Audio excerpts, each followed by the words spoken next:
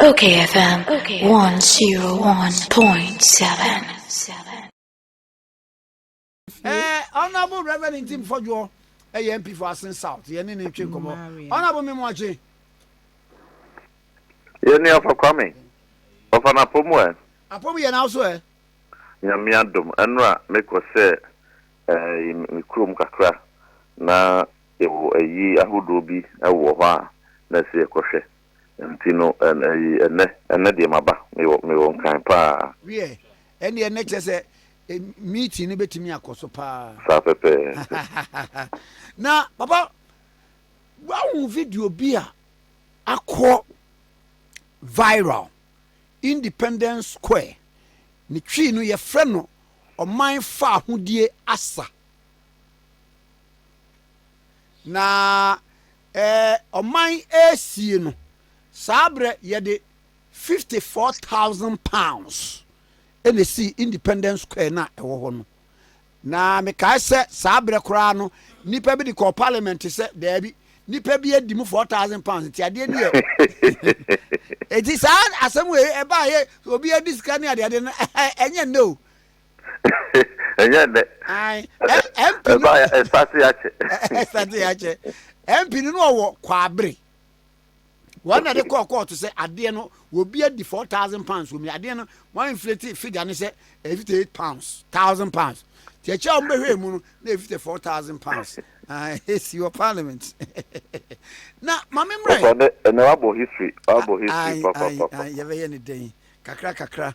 Na Bible baby aye me depa ne se o kan wo se asema aye me de e wo osenkafo no ho ne se wo se obubu mebebre na wo kire nimde na opapa ensem a emu oduro enso so eho aha na chese enisa wo ho kwa nipa wo ho a esese utimi ema wano ekire nimde na utimi eko animu nsuso na ye hu video bi a yesi nipa bi wo mo ye gayfo ene wo makwa gina Independence Square ho na wo mo atwa photo ye saa ye national ade no wo ye no eto sa nansa wo hu kura for the medicine medintia de ma one the penny for city hospital ne the TF tie nyina santa okayfm kwatri pa enra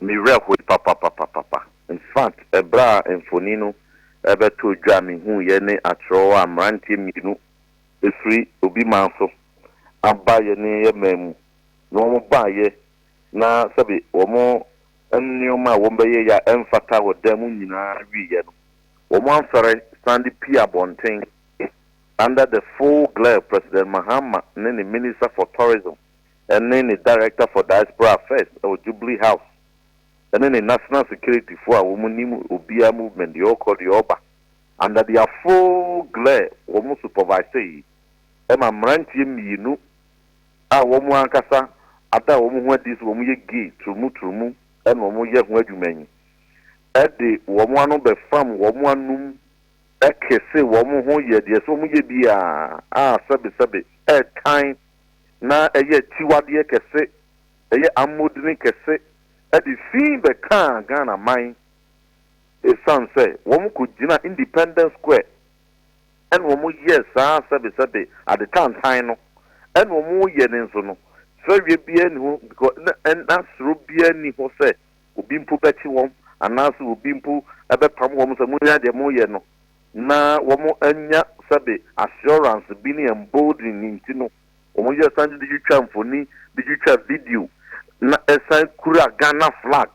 Oh my god, in fact na say sabe peni bia ni Ghana ha wa badaye de ma ani buo e de ma Ghana ye values ye monument ene enyoma ye sabe ye o mining nyina ye sunsum ba bi sunsum sisa no ho ena se mantie nya ba bia nkogina ankoyi wo mu gay semu a Independence Square ene Kwame Nkrumah mausoleum ba bia Kwame Nkrumah odi Independence ma ye no ne food ne statue wo nkogina ho ye de ompe nyina fa kwa buri botanical garden no wu ye nyina de mo kan se one more basu no matter what see we post to say they are coming for Ghana's second independence. Hey, so Ghana enya fa hudi nti under President Mahama no one more basu ba be boano yenya second independence.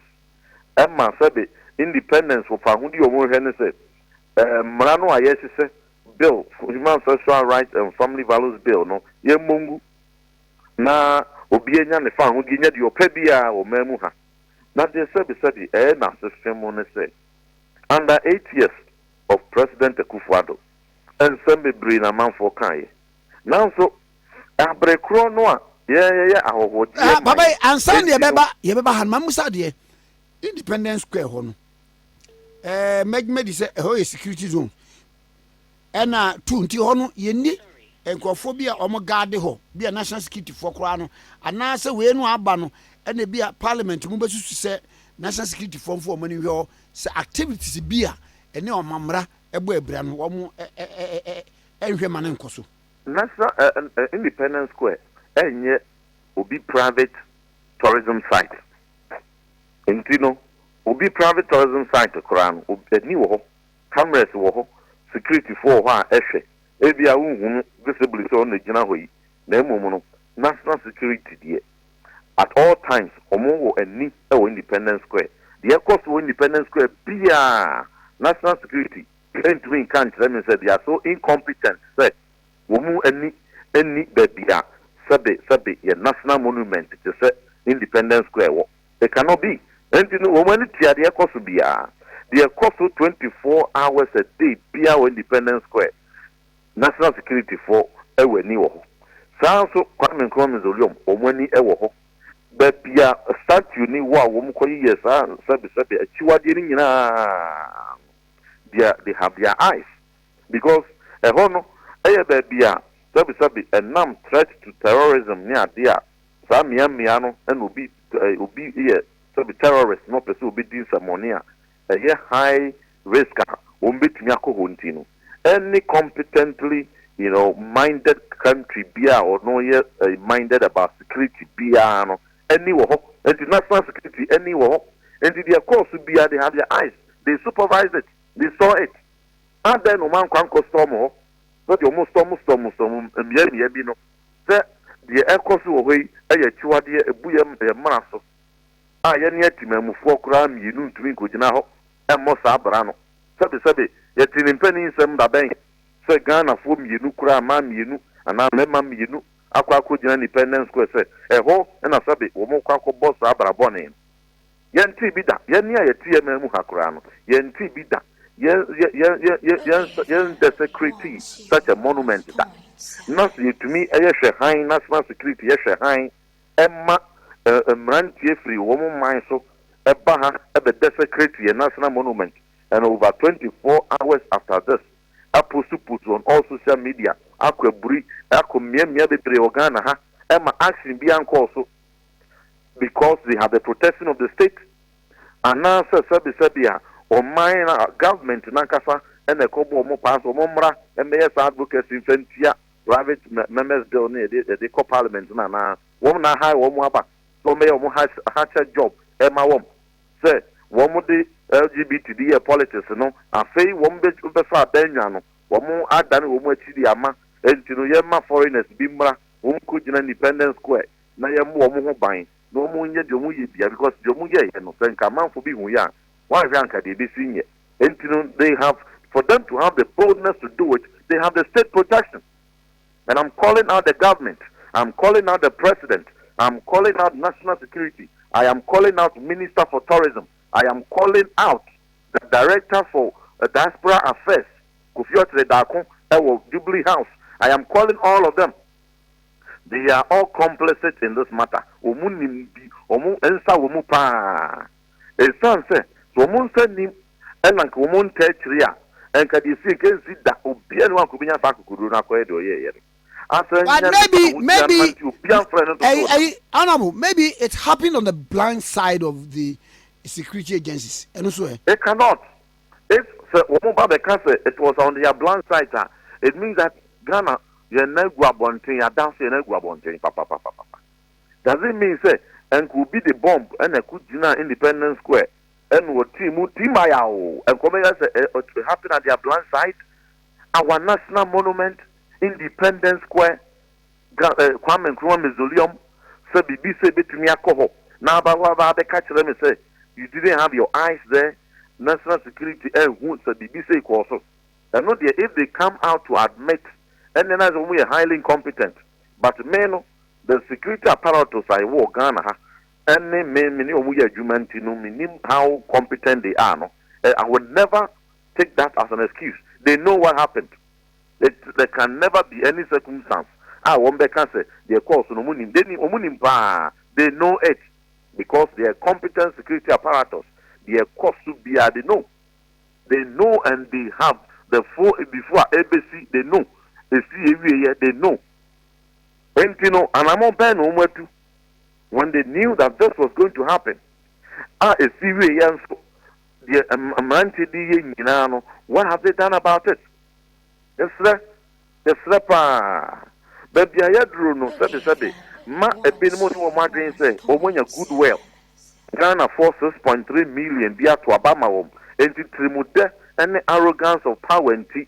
Sabi, young for Ghana for, and yet the baby answer to the extent to say, Sabi. Yet near your mamma, no, Yamma quiet mamma on it for Mratni Boon and India. Sen could you not be street to Subi and Comoya or my dear or my impua?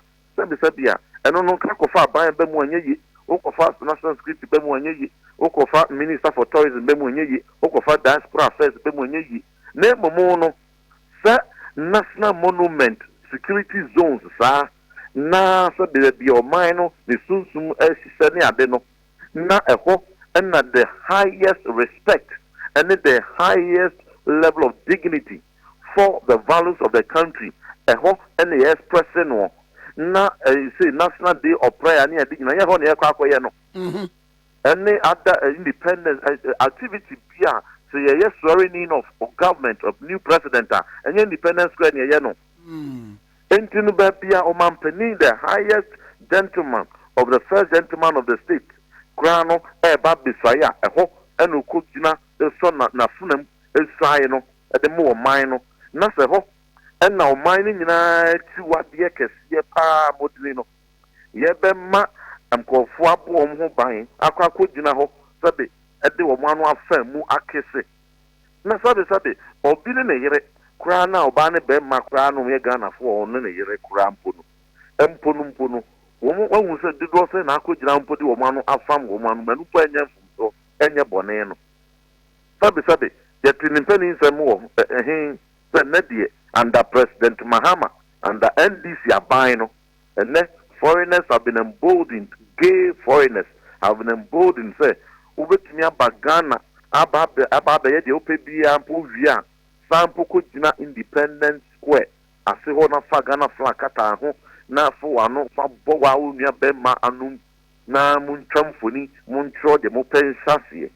Woman say, woman Abba, Ebetregana or Dok, woman Abba, Eba Bema.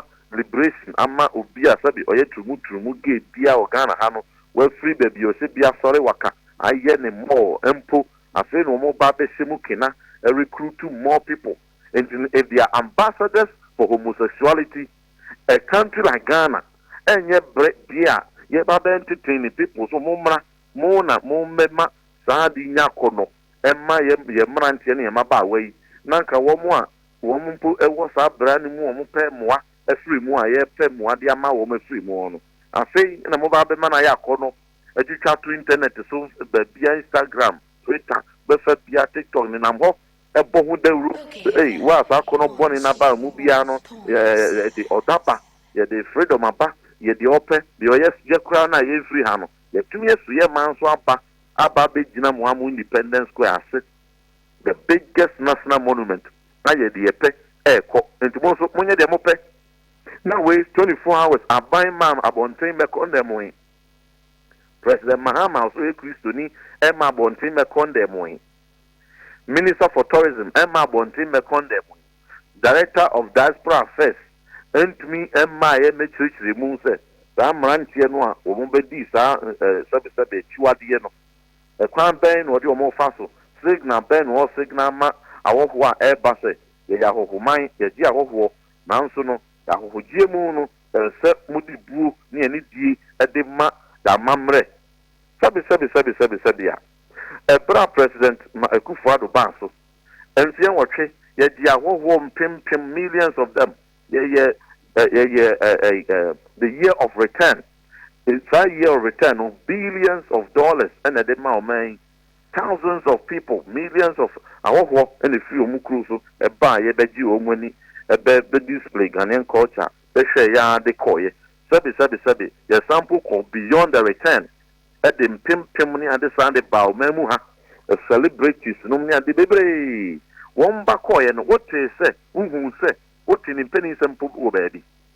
Say under President Akufo-Addo do NDC4 a chan trotone so no na ye give for a peg give for some on a ye what they say give me be aquaco dina sabi baby aquaco sue ne bobre so baby to say Independence Square such national monument senka sad asem you see and rain President Akufo-Addo MPP abanse ni see ya and care now and ka de be sikromu ha and ka one year best sorry President Mahama na be di anim na yifo wo mo anke be di anim ho asabe wo be twabo aban no be akoton man ne kura dia magefo ene de tete sa nanso ekosi ye wo under President Mahama they are quiet ye mu bi we won't sell our conscience na anabo we won't sell our principles anabo wo bi raise point bi say mo plan so na mo aban na wo so mo ye bibia de koma President Akufo-Addo sen ko nsan wan sign enti ya ne say ade yi etese de tie ya na say yentimi e ma amra na maye adwuma e fan bi su firi mo aban obeya no say there be ya ban de oblemu ya ban anyi because ya ban no matter what you say you sign you you never saw this impedance, you never saw impunity, you didn't see audacity say or how you give emra sabi one year how we back or ye bebre ni na ye nim de obi abobre tie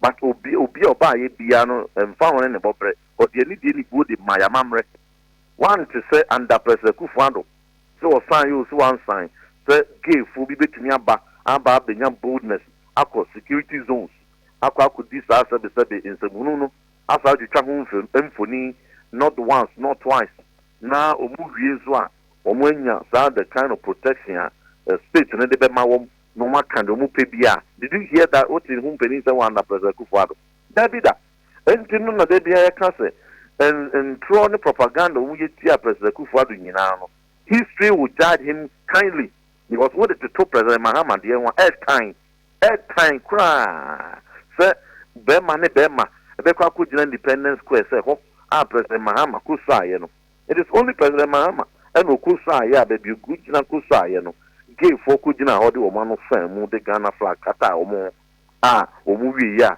obi ampo amo omu kokko no anya omu fine asa ye de omu pebia it's only under President Mahama it's only under NDC even under President Mills NDC time President Mills no bien no between us way under President Akufo-Addo no bien no between us way under President Rawlings no bien no between us way under President Akufo no bien no between us way it is only the legacy of President Mahama and this President Mahama in the second term or babeji dimipa enya legacy dia this is the kind of legacy gay legacy abakwa se mo babeji etire so no nempenso no ye president gay fo nyina bag anu mu wi osanko jina Independence Square Santa Muhuedi a man yakono a campaign they ma give was a Munamo so waka mumebi and known any legacy a person will live if that is his legacy some of us will not allow him to be that legacy we will resist it and we will resist it fiercely because the GDA and ya mamre and they said your mamuni nyina CDD a year Afro Barometer survey 2021 but that is a 97% of the country and more from penny and him for ubia every religion be 97%. It was a son your money at you at the end. What you know, the best story wakabo home buying. Minoka say human social rights and family values bill no and no pet any only hope a bar a picture under particularly under President Mahama. That the all structure will be about the pay. And no pet any bet to me the in so 2 sons and moon Africa. And no pet the only hope you debate to all those absurdities, you debate to us here. And master be said be gave for a bar, which run by your business, no acco, which run by your tourism, no acco, but say Uber, no about campaign, about promotion, about advertisement, about desecrate the national monument here. It is not going to be countenanced under President Mahama. It will not. And that law will come to pass. Say, Speaker Bagbin, in fact, Papa no, na means Rano Papa, me bona basso. Now, or you be a Bra, Sas here, a Brana Miama Bay also, and I'm your deputy minister, and I'm Dimuako to me as a co sponsor of the bill. Or tie a chin in every year, and this are buying so buy. Or 9 a chimay, or tie a chikuchu, say, what jet bill now, you found the command, what yatum. Or the 2 months or they need the tree, Emma Menoka say, and by next week, not yet they call for gazetting.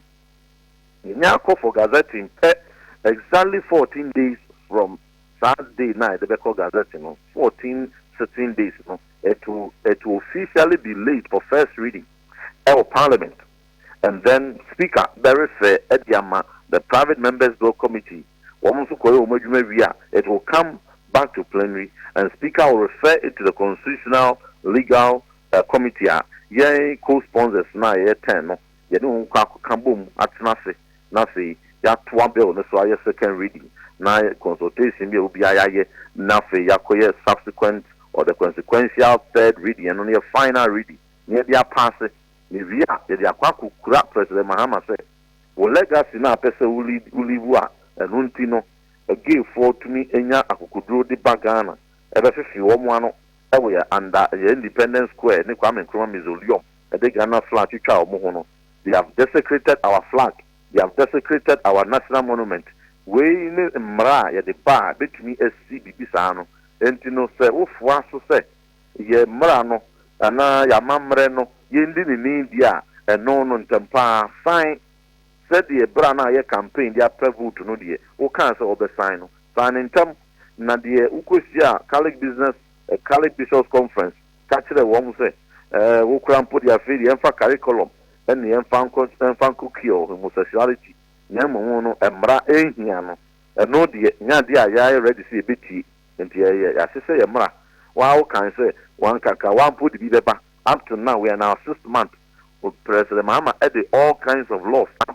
A big commodity by Najo, and Najo only big good certificate of agency. And so, almost on the Babaji 1 Ghana city on Siwa, a big on the Bayer Good Board, the Enfanco to Galamsey, and Fancy a forest, and your goat. Meaning, Najo normally buy an urgent. And so, think away Hianwa, or no, the Saturday or Naba. You are trying now 6 months, one farmer. And to Yenia, as I said, the Abadia, you must sign it. No, I drew honor. I don't think, sir, he will have the option. It's Ghana for Munamon Tire cheap. Penny for software. Yes, the kind of Hokikan, Namo, Brianna, that is not what we are seeing now. Chairman of the Church of Pentecost. Yes, Ramo, Mother Tire cheap. That's not what we are seeing now. We want to see the same support. Meaning, say, your software and your handful, Echa, the Amamre, and you know. The President Mahama Newosu, the President Kufuor Newosu, the position of our clergy and our national house of chiefs have not changed. Yes, Ramo, young sorry waka. A son say ye dino, and say, and man Jim, you know, FFU of one, Independence Square. And your Chinabi, not a soft one sorry waka, and him one sorry waka. Then a bedroom pensubino, as sorry than be him, mosque could be him, and him fear be him, and as our fui. That would be the height of abomination. Yes, and nay, an Independence Square and a gay free, I could not did you come for me at the year promotion, they gonna flag Akata or more. And to say, a software, the mamma for, and then an animal himful, and sorry, waka, and Cassan and room, not because the way they said, a Independence Square and fire one, or Chinabino, never be one sorry, or Chinabino never be a mosque, or Chinabino never be one him. Na bedru on na too late. Yesramo ye kuto jego form. Yesramo mo can be a dimu eye bia no. me ntra hwe han so yem penso ena manone for gay for mrameto nse ye manche ne maba away so recruit them into gay what shall profit a man say obey yes akono boni nyina na sesika bi pu na benya free mu ana sika bi na ho twen free manone a wo de beye wo economy no bewie na fe wo manche ne maba away nyina no saa gay samun de fa wo no mum what shall profit Ghana esrem mo so waka ne mfa ho de kasadne ene mpaye empeja human sexual rights and family values daily.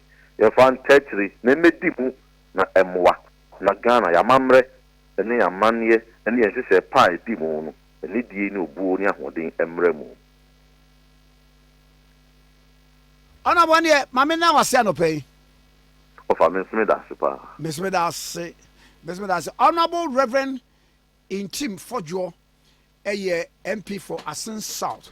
Former Deputy Minister for Education, and yeneno edin kono okay 101.7 suni na from one conversation to okayfm 101.7